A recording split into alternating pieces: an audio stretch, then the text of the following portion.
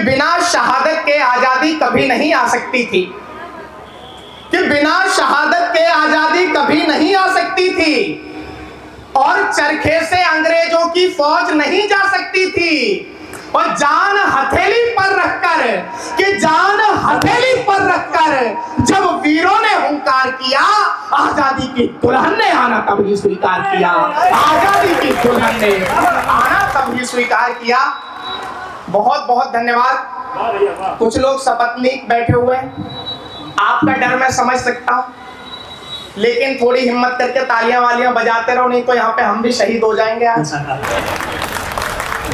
भैया 4 पंक्तियां पहुंचाता हूं आप तक। जो लोग तालियां नहीं बजा रहे हैं, उन्हें तालियां बजाना क्यों जरूरी है? बीवी के चक्कर में नहीं बजा रहे हो, नहीं बजाओगे तो भी समस्या हो सकती है, क्योंकि मुझे एक वरदान प्राप्त है। और वरदान क्या है भैया? देखिएगा कि मेरी बात ध्यान से ना सुनी यदि आपने तो हंसी खुशी दोनों मुंह मोड़ चली जाएंगे। क्या बात है? कि मेरी बात ध्यान से ना सुनी यदि आपने तो हंसी खुशी दोनों मुंह मोड़ चली जाएंगे। भाई साहब, आप कहां से सुनने का प्रयास कर रहे हो? पोजीशन भूल ना जी, यहाँ भंडारा ना है, पॉलीथिन लेके आए भाई साहब। अच्छा फिर ठीक है, चलो कोई बात नहीं, एक बार इनके लिए जोरदार तालियां बजा दो। वाह वाह वाह वाह वाह वाह। ना ये सब पॉलीथिन वगैरह लेके भंडारे में जाने की परंपरा है। यहाँ तो कवियों का भी मिलेगा नहीं मिलेगा पता नहीं है। मैं पिछली बार तो मिला था भाई साहब, अच्छा था। अगर ना भी हो तो आप अरेंजमेंट करा लेना, भी तो बहुत चलेगा। कि मेरी बात ध्यान से ना सुनी यदि आपने तो हंसी खुशी दोनों मुंह मोड़ चली जाएंगी। और कितना भी रोकने का करिए प्रयास, किंतु कसमों व वायदों को तोड़ चली जाएंगी। और पहले ही बता रहा हूँ बाद में न कहिएगा, कि पहले ही बता रहा हूँ बाद में न कहिएगा, नाता किसी दूसरी से जुड़ चली जाएंगी। कि पहले ही बता रहा हूँ बाद में न कहिएगा, नाता किसी दूसरे से जुड़ चली जाएंगी। और कविता पे मेरी ना बजाई ताली आपने तो प्रेमिका व बीवी दोनों छोड़ चली जाएंगी। कविता पे मेरी बहुत बहुत धन्यवाद।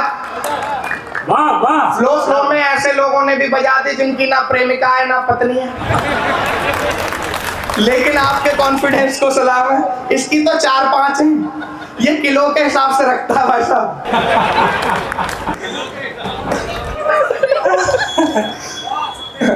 नहीं, लेकिन आप तक पहुंचता हूं। बहुत अच्छा आप सुन रहे हो। विकास की बात की, आशुतोष की भाई साहब ने, आपको प्रणाम करता हूं। मुझे पता लगा आपकी वजह से ही खड़ा हूं यहाँ पे। इसके बारे में बता दो कुछ। बहुत बढ़िया लड़का है। आजकल तो कौन से स्कूल में पढ़ा रहा है पता नहीं, मेरे याद ना होगा। एक बढ़िया स्कूल में पढ़ा रहा है भाई साहब, रियान पब्लिक स्कूल में पढ़ा रहा है। हाँ, नोएडा में ना, वहाँ एडमिशन कोई ना करा रहा। लेकिन जब भाई साहब इसकी नौकरी नहीं लगी थी, उससे पहले एक दिन मेरे पास फोन आया, बोला स्वदेश भाई बड़ी बुरी स्थिति है, कविताओं से घर का खर्चा नहीं चल रहा, क्या किया जाए?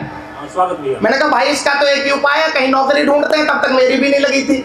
हम दोनों भाई साहब एक प्राइवेट कंपनी में चले गए इंटरव्यू देने। अब भाई साहब इंटरव्यू देने पहुंचे तो तुक्के से पहला नंबर मेरा लग गया। मैं अंदर गया, अंदर इंटरव्यू ने मेरे से सवाल किया, बोले बताओ हमारे देश के प्रधानमंत्री का क्या नाम है? मैंने कहा विश्व विख्यात आदरणीय श्री नरेंद्र दामोदर दास मोदी। उसने कहा बहुत अच्छा, ये बताओ कि हमारा देश आजाद कब हुआ? मैंने कहा सर कोशिश तो 1857 में ही प्रारंभ हो गई थी, लेकिन 90 वर्षों के लंबे अंतराल संघर्ष के बाद 1947 में जाकर हमें सफलता प्राप्त हुई, और इसमें हमारे कुछ एक पड़ोसियों का भी सहयोग रहा। उसने कहा बहुत बढ़िया, ये बताओ कि चांद पे पानी है क्या?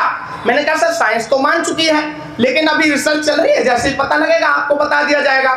उसने कहा ठीक है, एक काम करो, अब अगले वाले को भेजो।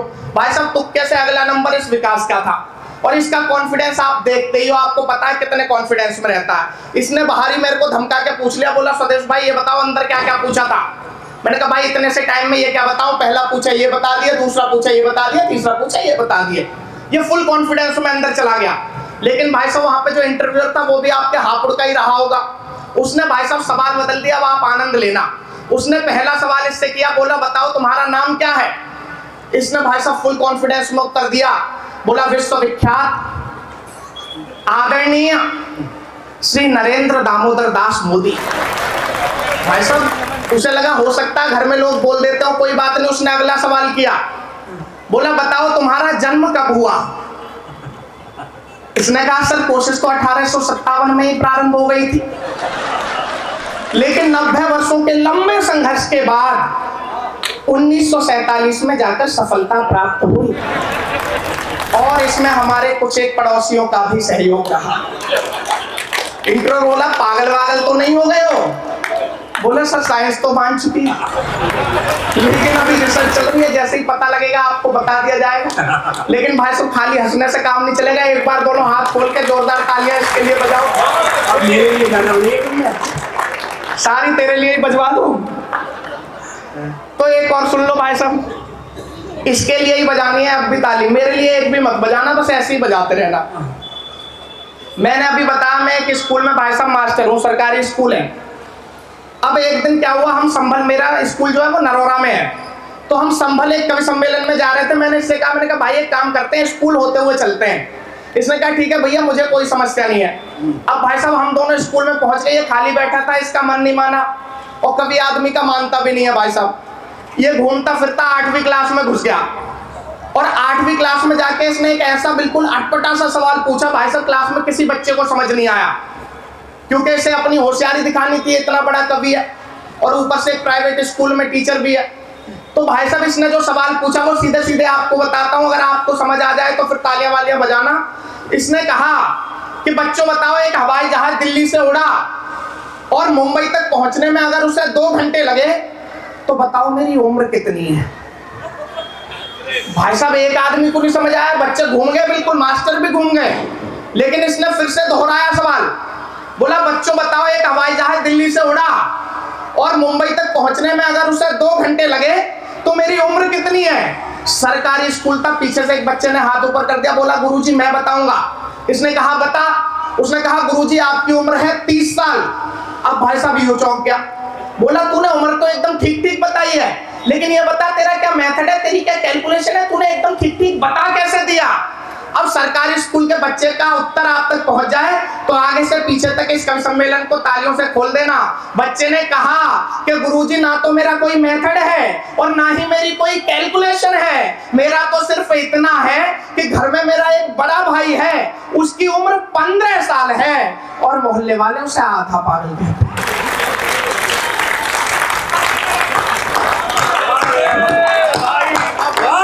तेरे लिए और तो ना बजवानी बहुत हो गया। नहीं, ये भाई साहब सच्चाई है, हमारे यहाँ पे ऐसा ही होता है। मैं आपको बता दूं भाई साहब, यहाँ पे जो बैठे हुए थे वो कहाँ चले गए, बता रहे थे क्या उन्होंने ही दिया पेमेंट? अच्छा हाँ, अध्यक्ष जी आएंगे तब तक मैं ऐसे ही लगा रहूंगा, कविता तो नहीं सुनाऊंगा। जुगाड़ करेंगे ना भाई, जुगाड़ उगाड़ की बात मैं नहीं कर सकता हूँ। हुआ क्या भाई साहब, जब मैं अपने स्कूल में पहली बार गया, मैं एकदम सच्ची सच्ची बातें बता रहा हूँ, झूठ बोलने का ठेका प्रतीक भैया का है। ये आपको जो भी बताएंगे सब झूठ बताएंगे। अभी मैं एकदम सच्चाई बता रहा हूँ, जो मेरे साथ होता है मैं बस वही बता देता हूँ। हुआ क्या भाई साहब, जब मैं पहली बार अपने स्कूल में पहुंचा तो मैंने देखा स्कूल की हालत थोड़ी खस्ता हाल है। सरकारी स्कूलों की स्थिति से आप वाकिफ होंगे। तो मैंने थोड़ा जो ग्रांट का पैसा आता है उससे ही पुताई वगैरह कराई और सामने बिल्कुल मेन गेट पे लिखवाया विद्या धनम सर्वधनम प्रधानम। अब इसका अर्थ आशुतोष जी आप सभी लोगों को भली भांति पता होगा, लेकिन हमारे गांव के प्रधान जी घूमते घूमते स्कूल में आ गए और उन्होंने सामने लिखा हुआ पढ़ा विद्या धनम सर्वधनम प्रधानम। तो मेरे पास आके बोले गुरुजी तुमने यूं बस लिखवाई दिया, इसका मतलब भी तुम्हें पता है? मैंने कहा भाई साहब अगला स्टोर में बात कर रहा, कुछ ना कुछ गड़बड़ जरूर है। मैंने कहा प्रधान जी मुझे तो नहीं पता, आपको पता है तो आप ही बता दो। तो प्रधान जी ने विद्या धनम सर्वधनम प्रधानम का जो अर्थ बताया, अगर वो अर्थ आप तक पहुंच जाए तो अपने हाथों को खोलना।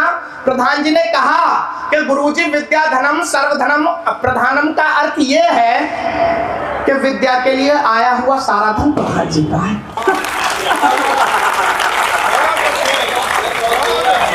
यहाँ भी प्रधान जी बैठे हैं तो क्या ना तो करा होगा इन्होंने भी ऐसा काम। लेकिन भाई साहब मैं आप लोगों के बारे में कुछ नहीं बोल रहा, मुझे नहीं पता सही में मेरी पेमेंट किसके पास से आनी है। तो आप लोग तो सारे अच्छे हो, मैं तो अपने गांव के प्रधान जी की बात कर रहा हूँ।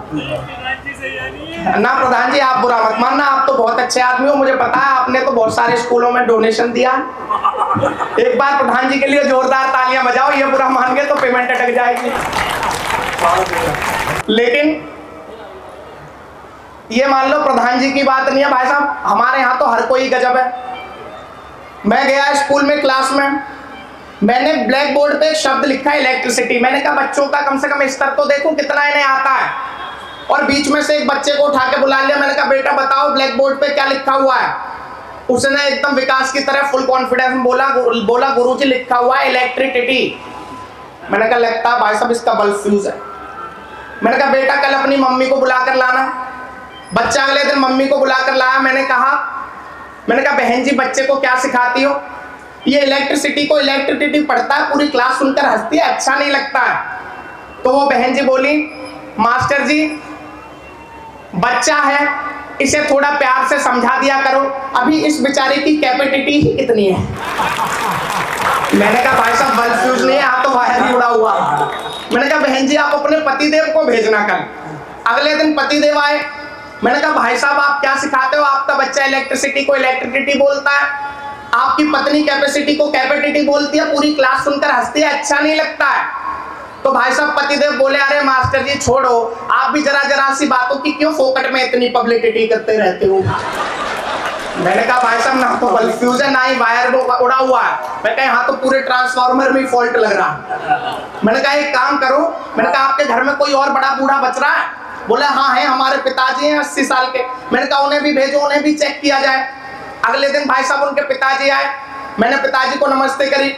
पिताजी बोले क्या बात है गुरुजी, स्कूल में पेरेंट्स टीचर मीटिंग रखी हुई है क्या?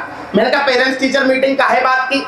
आपका पोता इलेक्ट्रिसिटी को इलेक्ट्रिसिटी बोलता है, आपकी बहू कैपेसिटी को कैपेसिटी बोलती है, आपका बेटा पब्लिसिटी को पब्लिसिटी बोलता है, पूरी क्लास सुनकर हंसती है, अच्छा नहीं लगता है। अब कहीं बाबा जी की बात आप तक पहुंच जाए तो दोनों हाथों को खोलना। बाबा जी ने कहा अरे मास्टर जी छोड़ो, जाने भी दो, ये तो बेचारे जन्म से ही जाहिल हैं, गवार हैं, इन्होंने तो कभी यूनिवर्सिटी का मुंह ही नहीं देखा। वाह भैया।